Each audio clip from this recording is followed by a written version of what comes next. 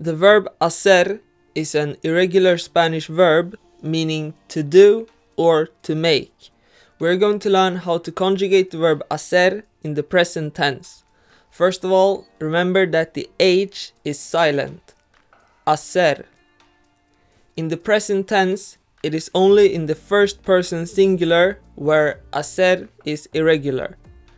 Hago is the first person singular conjugation, meaning I do or I make. Lo hago todos los días means I do it every day. You do, singular informal, or you make, singular informal, is haces. ¿Por qué solo haces lo que quieres?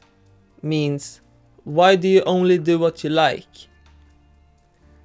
He, she, it does, he, she, it makes, or you do, singular formal, you make, singular formal, is hace.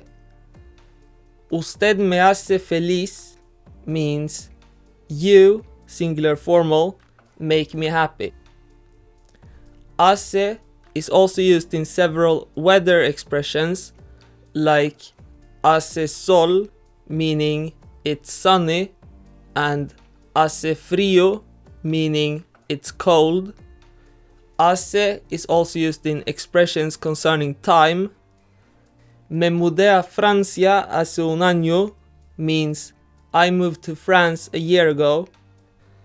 Hace un año que vivo en Francia means I've been living in France for a year.